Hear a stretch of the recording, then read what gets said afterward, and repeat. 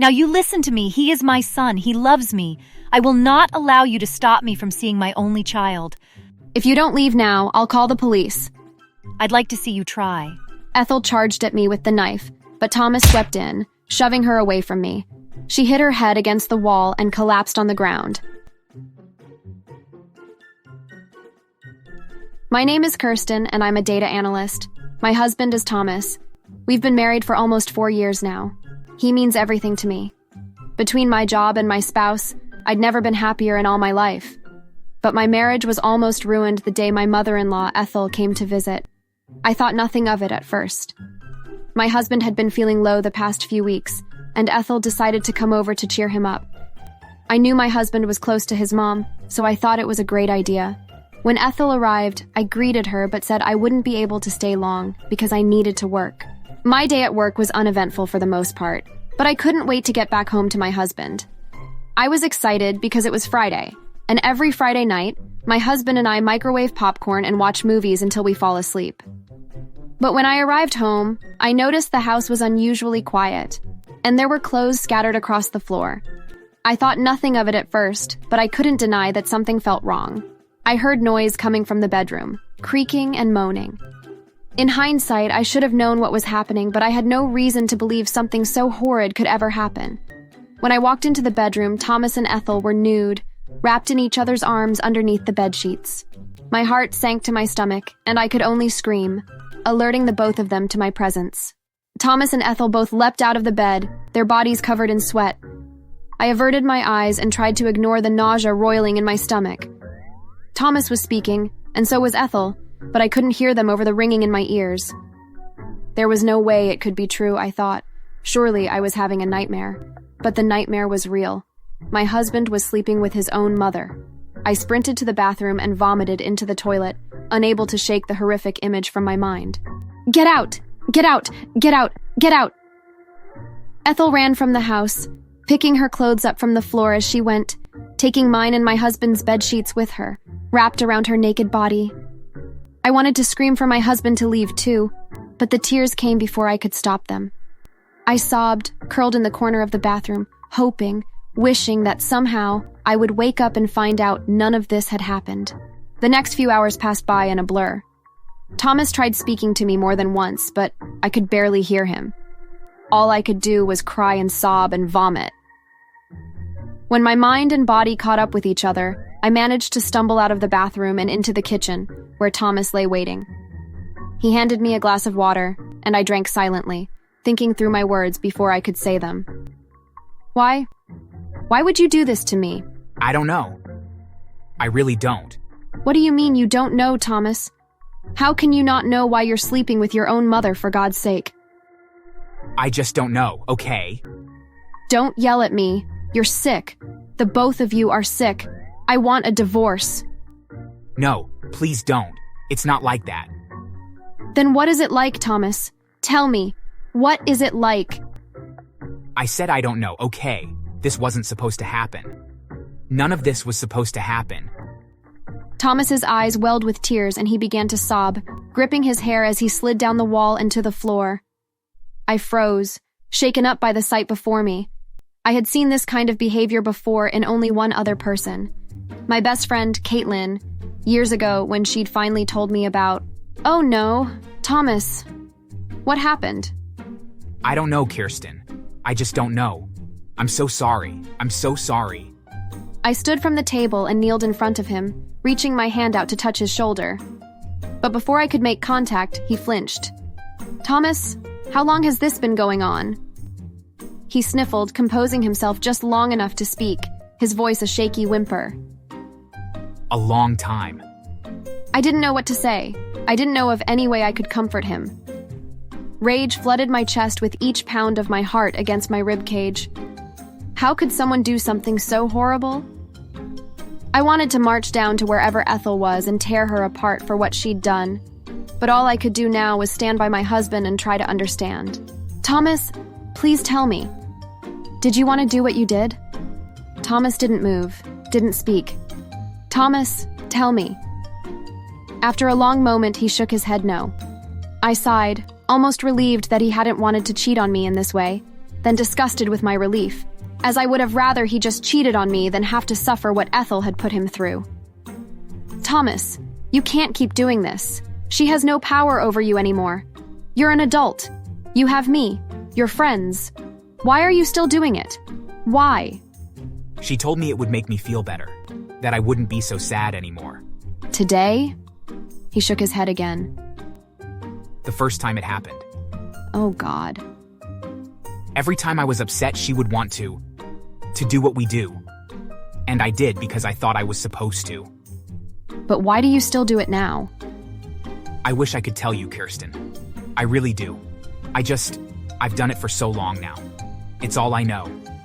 And I'm scared. Of what?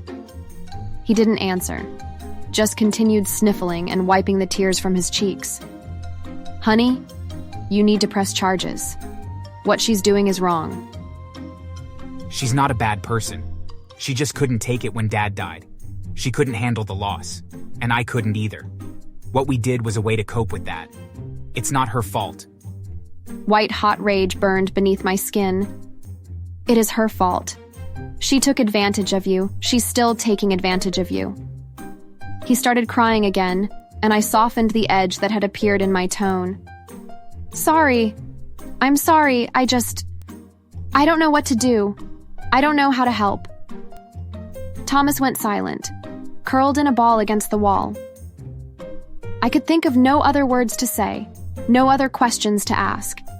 So, I just sat in silence with him, letting him know I was there with him, that I wouldn't leave him no matter what.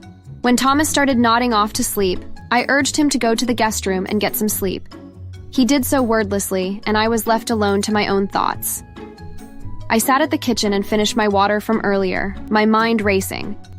I had no idea how to help my husband who I'd been furious at mere hours ago. I wanted to ask him 1,000 questions, encourage him to take action against his mother, but I couldn't. I'd made that mistake before with Caitlin. I didn't want to make that mistake again. So I did the only thing I could think to do. I called the one person that could possibly understand, that could give me advice on how to help. I took out my phone and dialed my best friend's number. Hello?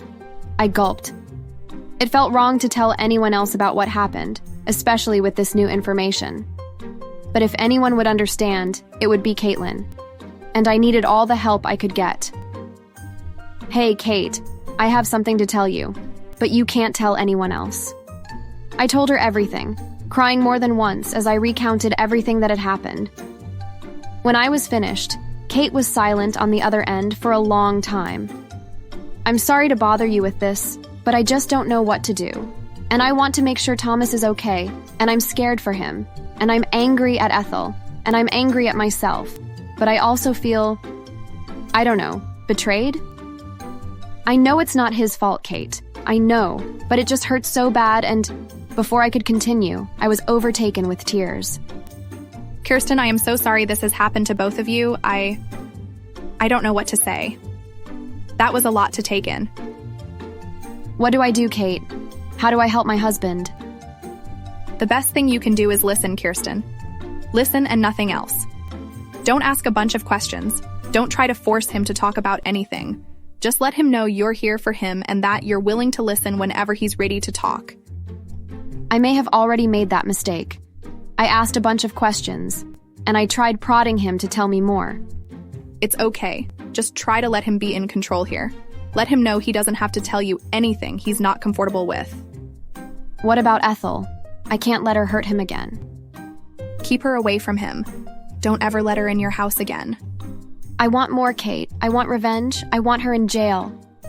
Unless Thomas wants to, I don't think you can do that, Kirsten. The best thing you can do is be there for him. I'll send over my therapist's number. She's accepting new clients and she specializes in this kind of thing. If there's one piece of advice you can give him, it's to seek help, whether that be a therapist or an attorney. But don't try to force him. Okay, thanks, Kate. God, this whole thing is such a mess. I know, sweetie. Do you want me to come over?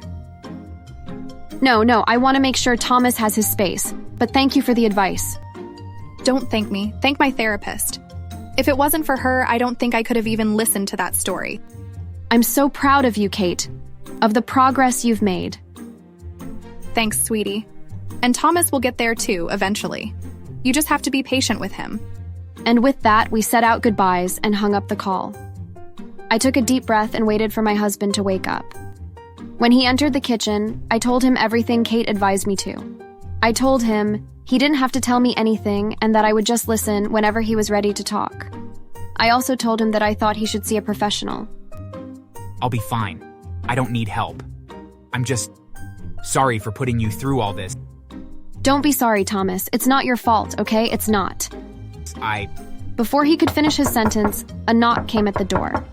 Something deep in the pit of my stomach told me not to look. But I knew if I didn't, Thomas would. So I stood and opened the door. I could have screamed the moment I saw Ethel standing at the doorway, determination set on her face. You're not allowed in this house, Ethel. This isn't just your house. Tommy, honey, let me in, will you? Thomas was frozen. He didn't say a word, just looked from me to his mom. Don't talk to him. You're a monster, and I will never allow you to get near my husband ever again. Do you hear me? I made to slam the door, but Ethel blocked it with her foot. She forced the door open and pulled a knife from her purse. Now you listen to me. He is my son. He loves me. I will not allow you to stop me from seeing my only child. If you don't leave now, I'll call the police. I'd like to see you try. Ethel charged at me with the knife, but Thomas swept in, shoving her away from me. She hit her head against the wall and collapsed on the ground. Thomas was shaking, his breathing rapid. I'm sorry. I called the police, and they picked Ethel up, shoving her in the back of a police car and driving away. I gave my statement to the officer while my husband sat on the stairs of our front porch, a blanket wrapped around his shoulders. When the police left, I sat next to him, the sun rising on the horizon. I said nothing, just letting the silence sink in. After a long moment, Thomas finally spoke. I'm sorry. Stop saying that, Thomas. I've told you, you have nothing to be sorry for. I should have been honest with you from the beginning. You're being honest with me now. That's all that matters. In fact, I should be the one who's sorry. I told Caitlin what happened. I know I shouldn't have, but she's been through something similar. I thought if anyone could understand, it would be her. I understand. The silence overtook us once again, each second passing by like an hour until finally, Thomas spoke again. I think I would like that therapist's number, actually. A weight lifted from my shoulder the moment he said it. Of course. It's been a few months since the incident. Ethel is going to be in jail for a pretty long while, and Thomas is still not doing the best. But at least he's recovering. It's slow, but he's making progress every day. I hate what happened to him, but I'm so proud of him. He means everything to me, and I'll never leave his side for as long as I live. Never. Thanks for watching.